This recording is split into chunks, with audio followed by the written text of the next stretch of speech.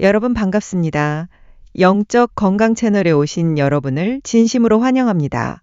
오늘도 우리 삶의 진정한 주권자이신 하나님 안에서 세상이 줄 수 없는 참된 평안과 안식을 누리시기를 간절히 소망합니다.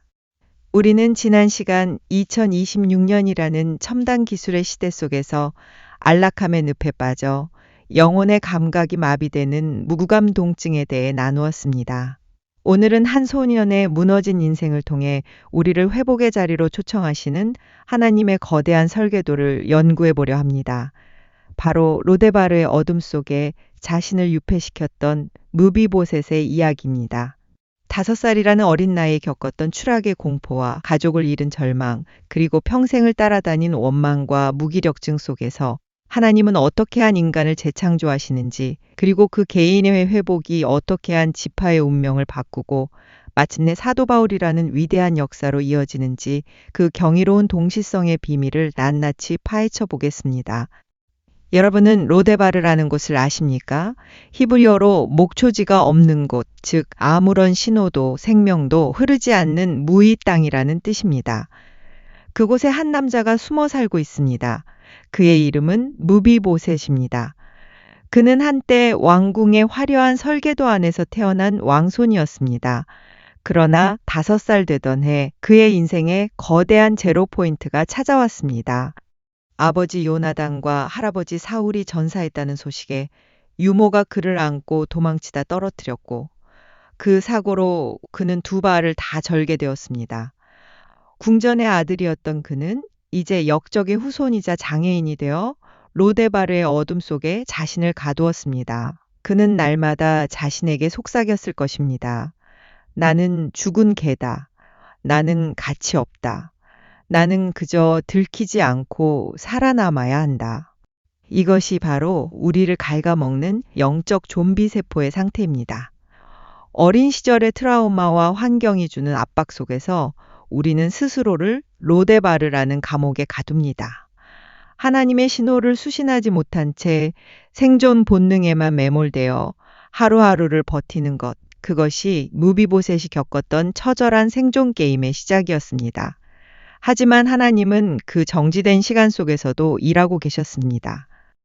어느 날 이 고요한 로데바르에 예기치 못한 신호가 날아듭니다. 다윗 왕이 사울의 집에 남은 사람을 찾고 있다는 소식입니다. 무비보셋의 입장에서는 사형 선고와 같았습니다. 드디어 올 것이 왔구나. 내 생존 게임이 여기서 끝나는구나 라고 생각했을 것입니다. 하지만 다윗의 설계도는 전혀 달랐습니다. 다윗은 무비보셋의 자격이나 위협을 보지 않았습니다. 다윗은 내가 요나단으로 말미암아 그 사람에게 하나님의 은혜를 베풀고자 하노라고 선포합니다. 다윗은 언약의 안경을 쓰고 있었습니다. 무비보셋은 스스로를 제거되어야 할 죄인으로 규정했지만 다윗은 그를 연결되어야 할 아들로 보았습니다. 이것이 바로 우리가 회복해야 할 아버지의 마음이자 하나님의 주파수입니다. 하나님은 우리의 행위라는 입자가 아니라 예수 그리스도라는 언약의 통로를 통해 우리를 찾고 계십니다. 우리가 로데바르의 어둠 속에서 아무리 나는 가치 없다라고 노이즈를 내뱉어도 하나님의 은혜라는 강력한 신호는 그 노이즈를 뚫고 우리에게 도달합니다. 기적은 우리가 무언가를 증명할 때 일어나는 것이 아니라 우리를 향한 하나님의 일방적인 초청을 수신할 때 시작됩니다. 왕 앞에 엎드려 바들바들 떨고 있는 무비보셋에게 다윗이 건넨 첫 마디는 무서워하지 말라. 내가 반드시 내게 은혜를 베풀리라였습니다.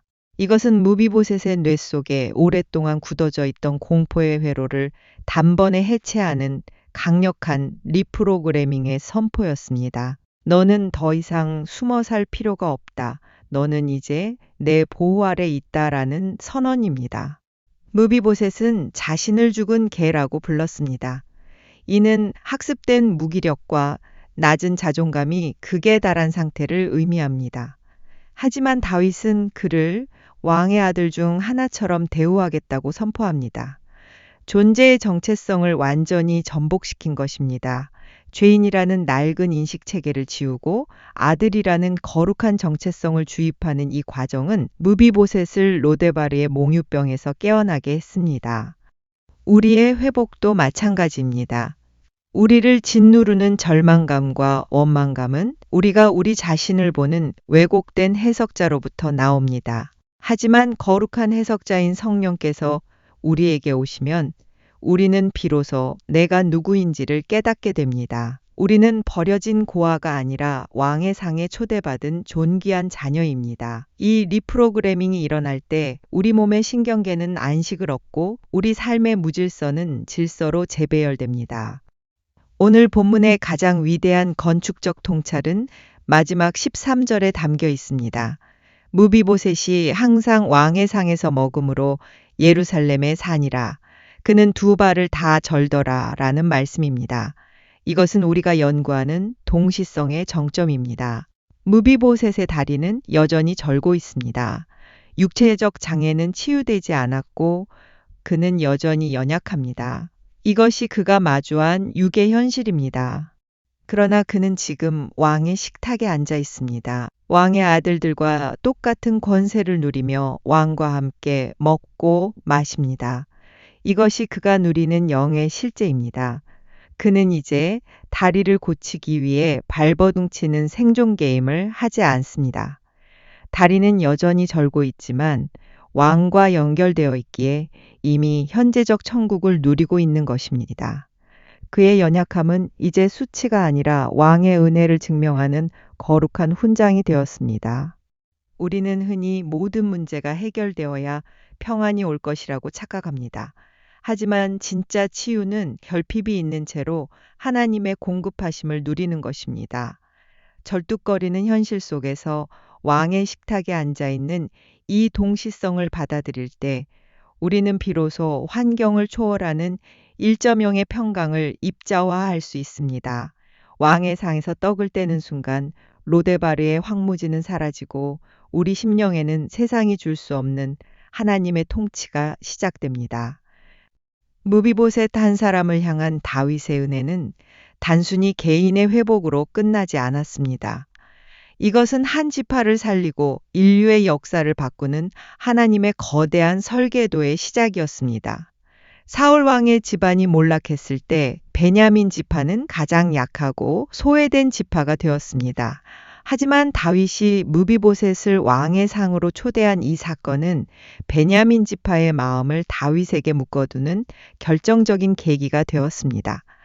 훗날 이스라엘의 10지파가 유다 지파에게 등을 돌리고 나라가 갈라질 때 가장 약했던 베냐민 지파만은 끝까지 유다 지파와 함께했습니다. 무비보셋에게 베풀어진 그 한 번의 은혜가 세대를 넘어 지파의 충성으로 남은 것입니다. 그 결과 베냐민 지파는 멸절되지 않고 명맥을 유지할 수 있었고 이 지파를 통해 하나님의 놀라운 계획이 이어집니다. 공교롭게도 베냐민 지파에서 이스라엘의 초대 왕이면서 실패했던 사울이 태어났지만 수천 년 뒤 똑같은 베냐민 지파에서 또 다른 사울이 태어납니다. 그는 예수님을 만나 바울이 되었고 하나님 나라의 왕의 자리를 이룬 위대한 사도가 되었습니다. 실패했던 옛 사울의 가문에서 성공한 새 사울인 바울이 나온 것, 이것은 결코 우연이 아닙니다. 로데바르에 있던 무비보셋을 왕의 상으로 불러주신 하나님의 그 집요한 사랑이 빚어낸 거룩한 동시성이자 완벽한 설계입니다. 예수님은 우리를 식탁으로 초대하셨습니다. 자신의 몸과 피를 내어주시는 성찬의 식탁입니다. 주님은 우리와 하나됨을 이루기 위해 자신을 온전히 내어주셨습니다. 성경에서 식탁은 같은 지위를 가진다는 의미를 담고 있습니다. 왕과 함께 식사한다는 것은 왕과 같은 자격을 부여받았다는 뜻입니다. 우리는 이제 로데바르에 사는 절름발이가 아니라 예수님과 함께하는 왕 같은 제사장들입니다. 바벨론의 감옥에 갇혀있던 유다 왕 여호야긴이 말년에 바벨론 왕의 상에서 먹으며 지위를 회복했던 것처럼 우리 역시 죄와 사망의 감옥에서 풀려나 하나님의 자녀라는 권세를 회복했습니다. 하나님은 우리에게 다리를 고쳐서 오라고 하지 않으십니다. 똑바로 걸어보라고 야단치지도 않으십니다. 그저 절뚝거리는 그 모습 그대로 나의 식탁으로 오라고 하십니다. 여러분의 로데바르는 어디입니까? 나는 부족해. 우리 집은 왜 이럴까? 나는 왜 매번 실패할까? 라는 자책의 어둠 속에 숨어 계십니까? 왕의 사자가 오늘 여러분의 문을 두드리고 있습니다. 여러분의 연약함이라는 기초 위에 하나님의 은혜라는 기둥을 세우십시오. 여러분이 왕의 상에서 떡을 떼는 순간 여러분의 존재는 바사르에서 푸뉴마로 전환되며 하나님의 10억 배 평강이 여러분의 삶에 입자화되어 흐를 것입니다. 사랑하는 영적 건강 가족 여러분, 이제 결론을 맺겠습니다. 2026년 새해 우리의 목표는 완벽해지는 것이 아니라 왕의 식탁에 머무는 것입니다. 무비보셋을 회복시키신 하나님은 오늘 우리를 그 회복의 자리로 동일하게 초청하고 계십니다. 첫째, 여러분을 가두고 있는 로데바르를 떠나십시오. 과거의 상처와 원망이라는 좀비 세포를 제거하십시오. 여러분은 죽은 개가 아니라 하나님의 존귀한 자녀입니다. 둘째 다리는 여전히 절고 있을지라도 왕의 식탁에 앉아 있음을 선포하십시오. 현실의 결핍보다 영적인 지위가 더 실제임을 믿는 것. 그것이 기적을 부르는 관측자의 시선입니다. 셋째, 하나님의 거대한 설계를 신뢰하십시오. 여러분 한 사람의 회복이 여러분의 가문을 살리고 대물림되는 저주를 끊어내며 미래의 바울을 탄생시키는 미랄이 될 것입니다. 넷째, 예수 그리스도의 식탁에서 여러분의 정체성을 리프로그래밍 하십시오. 주님과 함께 먹고 마시는 왕 같은 제사장으로서의 권세를 사용하십시오. 여러분의 말과 행위가 하나님의 질서를 이 땅에 입자화할 것입니다. 5살 소년의 추락에서 사도 바울의 비상까지 하나님은 단 한순간도 여러분을 포기한 적이 없습니다. 로데바르의 정적을 깨고 들려오는 왕의 목소리에 반응하십시오. 무서워하지 말라. 내가 반드시 내게 은혜를 베풀리라. 이 약속이 오늘 여러분의 육체와 환경 속에 실제적인 치유와 회복으로 나타나기를 간절히 축원합니다. 시청해 주셔서 감사합니다. 다음 시간에는 우리의 이러한 신분적 회복이 어떻게 실제적인 삶의 영역에서 다스림의 권세로 나타나는지 그 통치권의 비밀에 대해 나누겠습니다. 평안하십시오. 여러분은 이미 왕의 식탁에 앉아 있는 하나님의 귀한 아들입니다.